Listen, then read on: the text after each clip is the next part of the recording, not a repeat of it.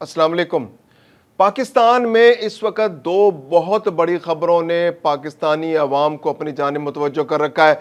सबसे बड़ी खबर तो है सैलाब, जिसने पाकिस्तान में तबाही मचा दी है। गुज़िश्ता तमाम रिकॉर्ड्स टूट चुके हैं।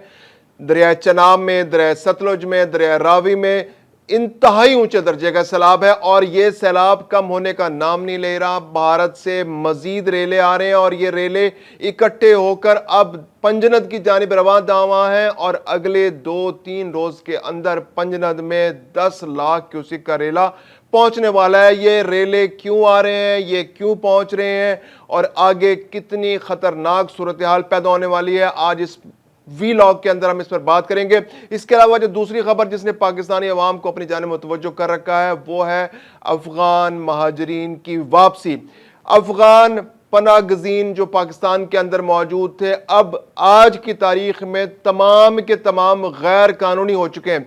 अब कोई कानूनी अफगान पनागजीन पाकिस्तान में मौजूद नहीं है। अगर कोई पाकिस्तान में कानूनी पनागजीन मौजूद है तो वो है जिसने पाकिस्तानी वीजा ले रखा है। अव्वल तो उनके वीजे भी खत्म हो गए, तो अब पाकिस्तान के अंदर ऐसा कोई अफगान पनागजीन मौजूद नहीं है जो कि कानूनी स्टेटस रखता हो। इन तमाम मौज़ूआत पर आज के वीलॉग में बात होगी। मैं हूं खुर्रम कलीम और आप देख रहे हैं 24 डिजिटल।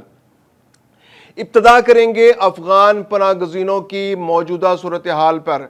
आज अफगान पनागजीनों का स्टेटस गैर कानूनी हो गया। पहले पीआर कार्ड्स वालों का स्टेटस कानूनी था, उनको वार्निंग्स दी जा रही थी, उनसे कहा जा रहा था कि वो वापस चले जाएं। अगर हम इनको अफगान पनागजीनों की बात करें तो ये 3 कैटेगरीज में पाकिस्तान के अंदर मौजूद हैं। ऐसे लोग जो माजी में पाकिस्तान में आए और उन्होंने अपना अफगान पनागजीन का स्टेटस बरकरार रखा, अपने आप को रजिस्टर कराए रखा और वो पाकिस्तान के अंदर मौजूद हैं। उनकी तादाद तकरीबन इस वक्त भी 10 लाख से ज्यादा पाकिस्तान के अंदर मौजूद है, अगरचे 13 लाख उनके वापस भी जा चुके हैं। इसके अलावा अफगान पनागजीनों की एक बहुत बड़ी तादाद पाकिस्तान के अंदर मौजूद है जिनके पास ना पीओआर कार्ड्स हैं बल्कि उन्होंने गैर कानूनी दस्तावेजात बनवा रखी हैं, जाली शनाख्ती कार्ड बनवा रखे हैं, जाली दस्तावेजात बनवाकर पाकिस्तान में कारोबार कर रहे हैं, इवन नौकरियां भी कर रहे हैं। इसके अलावा उनमें से बहुत से ऐसे हैं जिनके पास कोई दस्तावेज नहीं है और वो पाकिस्तान के अंदर सिर्फ गैर कानूनी तौर पर स्टे कर रहे हैं।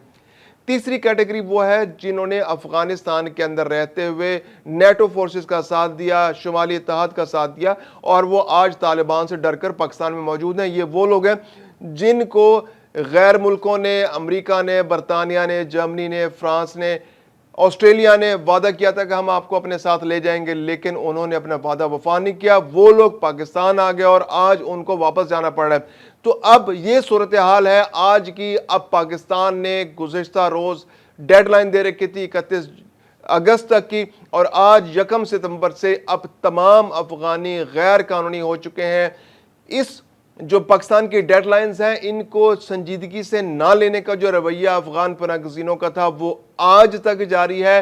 अब भी तकरीबन 2 मिलियन से ज्यादा गैर कानूनी अफगान पनागजीन पाकिस्तान में मौजूद हैं। वो पाकिस्तान की डेडलाइंस को अहमियत नहीं दे रहे।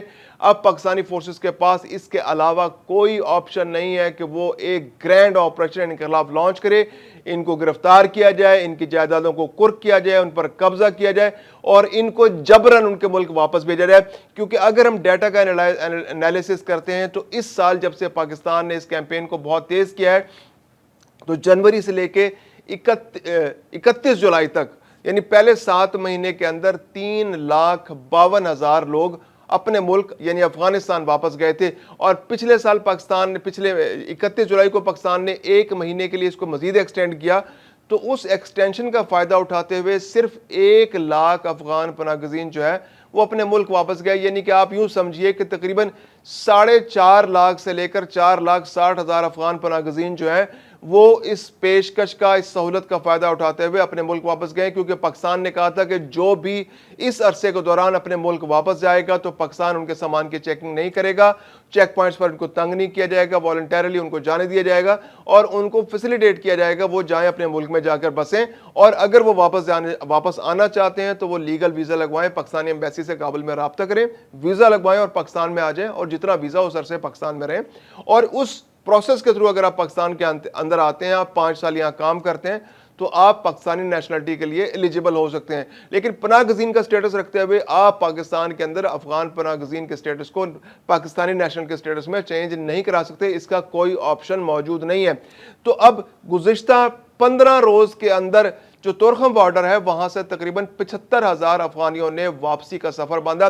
स्पेन बोल्दक और अंगूर अड्डा के जो रास्ते हैं उन पर से उतने लोग वापस नहीं गए अब तक जितने एक्सपेक्ट किए जा रहे थे। तो ये तादाद काफी कम है और अब पाकिस्तान के पास कोई ऑप्शन नहीं बचा कि वो इन लोगों के खिलाफ ऑपरेशन करे, क्योंकि जितना पाकिस्तान ने उनको बावकार अंदाज में भेजने के लिए जितनी ज़्यादा एक्सटेंशंस दी, उन्होंने उसका उस तरह फ़ायदा नहीं उठाया। दूसरी जानिब जो आलमी इदारे हैं वो आज भी अपनी हट धर्मी पर कायम है। ना उन्होंने फंडिंग देनी है, ना उन्होंने इन अफगान पनाह गज़ीनों का ख्याल रखना है, ना उनको पैसे देने हैं, ना उनको बसाने के लिए कुछ सीरियस एफर्ट करनी है, ना उनको वापस उनके मुल्क भिजवाने के लिए उनको पैसे देने हैं, ना खर्चा देना है।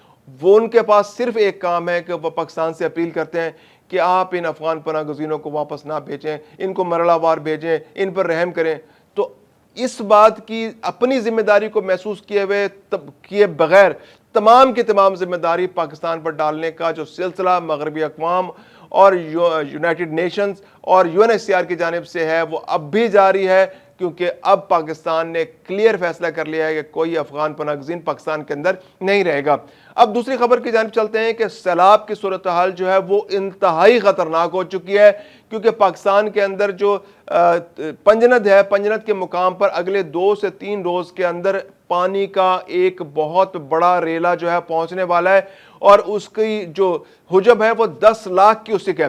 अब 10 लाख क्यूसिक पानी अगर पंजनद पर पहुंचता है तो पंजनद से चंद मील की मुसाफत पर आगे दरिया सिंध है, जहां पर तकरीबन एवरेज 2 से 2.5 लाख क्यूसिक पानी मुसलसल बह रहा है। अगर ये 10 लाख क्यूसिक का पानी दरिया सिंध में पहुंचता है और वो वहां पर 2.5 लाख क्यूसिक के साथ मिल जाता है तो ये तकरीबन 12.5 लाख क्यूसिक पानी बन जाएगा। और 12.5 लाख क्यूसिक पानी ऐसा है कि जो पाकिस्तान के अंदर उससे आगे जितने भी हेडवर्क्स हैं उनकी कैपेसिटी से बहुत ज़्यादा है। यानी अगर आप पाकिस्तान में पंजनद के बाद अगर अगले हेडवर्क की तरफ जानिब जाएंगे तो पहला हेडवर्क जो आएगा वो तौंसा का है, गुड्डू बैराज का आएगा। गुड्डू बैराज जो है उसकी कैपेसिटी जो है वो 12 लाख क्यूसिक है। तो अगर वहां पर 12 लाख क्यूसिक से ज्यादा पानी आ जाता है तो गुड्डू बैराज को, उस हेडवर्क को शदीद नुकसान पहुंचने का खतरा है। हिस्टोरिकली वहां पर 1976 में 12 लाख क्यूसिक का रेला आया था जो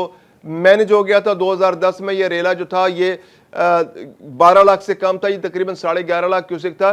तो इस बार जो है 12.5 लाख क्यूसिक का रेला जो है वो गुड्डू बैराज पर अगले 3 से 4 रोज में पहुंचने का खदशा है, जिसके बाद रह सिंध में बहुत बड़ी तुग़यानी एक सुपर फ्लड एक्सपेक्टेड है। और सुपर फ्लड जो ऐसा है कि जो 2010 के भी साबका रिकॉर्ड्स को तोड़ देगा। गुड्डू बैराज से गुजरने के बाद तकरीबन 1 से 1.5 दिन में यह पानी जो है सखर बैराज पहुंच जाता है। सखर बैराज की कैपेसिटी जो है वो 9 लाख क्यूसिक है। वहां पे हिस्टोरिकली 1976 में 11,61,000 क्यूसिक पानी आया था, जो उस वक्त समहाउ मैनेज हो गया था। सैलाब शदीद तरीन आया था, समंदर जो दरिया के किनारों से पानी बाहर निकल गया था। तो इस बार तो एक्सपेक्ट कर रहे हैं कि वहां पर 12 लाख क्यूसिक का पानी आएगा, यानी वहां जो कैपेसिटी है वो 9 लाख क्यूसिक को डील करने की है। और अगर वहां पर 12 लाख क्यूसिक पानी खुदा न खास्ता पहुंच गया तो वो उसके सखर बैराज और उसके आसपास के इलाकों के लिए इंतहाई खतरनाक होगा, क्योंकि उस वक्त फिर कोई ऑप्शन नहीं बचेगा सखर बैराज को बचाने के लिए कि आसपास बंद तोड़कर उस पानी को मुख्तलिफ इलाकों में निकाल दिया जाए। 2010 में भी सखर बैराज को बचाने के लिए इस पानी को मशरकी बॉर्डर की जाने मशरकी हिस्से की बैंक जो है दरिया के किनारे की तरफ डाइवर्ट किया गया था। जैकबाबाद पूरा शहर पानी में डूब गया था। इसके अलावा जैकबाबाद से आगे बलूचिस्तान के इलाका शुरू हो जाता है। बलूचिस्तान में डेरा लायार, डेरा मुराद जमाली, नसीराबाद और इससे आगे सिब्बी के जिले तक पानी पहुंच गया था। बहुत बड़ा नुकसान हुआ था, हजारों लाखों लोग उसमें मुतासर हुए थे, मिलियंस ऑफ लोग बेघर हो गए थे। इस बार भी अब तक तकरीबन 1 मिलियन के करीब लोग बेघर हो चुके हैं। अभी सैलाब सिंध में नहीं पहुंचा है। सैलाब जब सिंध में पहुंचेगा उसके बाद सूरत हाल जो है इंतहाई खतरनाक होगी। अब भी जो 2 से 3 दिन में उसने पंजनत पहुंचना है, पंजनत के बाद उसने मजीद एक दिन लेना है उसने दरिया सिंध में पहुंचने में, और वहां से तकरीबन 2 रोज में वो गुड्डू बैराज तक पहुंचेगा।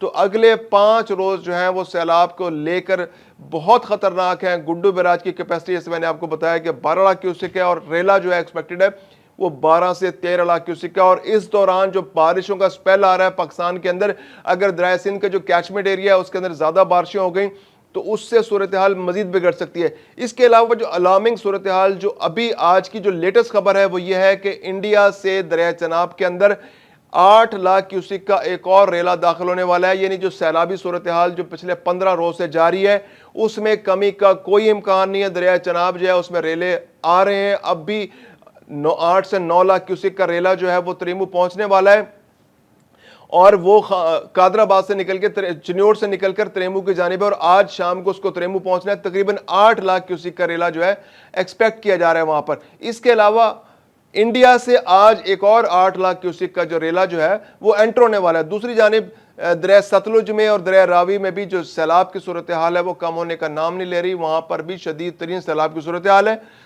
तो अब सिंध के सूबे के लिए, क्योंकि पंजाब में जो काफ़ी जो अजला हैं जो दरिया चनाब के आसपास, जो दरिया सतलज जो रावी के आसपास हैं, वो तो मुतासर हो चुके हैं, और उसमें मजीद भी नुकसानात का खदशा है क्योंकि मजीद रेले पीछे से आ रहे हैं। अब जो सूरत हाल है आगे उसकी संगीनी इससे अंदाज़ा लगाया जा सकता है कि अब ये सैलाब पंजाब से एंटर हो रहा है सिंध के अंदर, और सिंध के अंदर एक नया सुपर फ्लड जो है वह एक्सपेक्ट किया जा रहा है, और वो 2010 के जो अदादो शुमार हैं उससे भी ज़्यादा अदादो शुमार सामने आ रहे हैं। तो अगर उसके इंतजामात नहीं किए गए तो फिर एक बहुत बड़ी तबाही जो है उसका खदशा मौजूद है।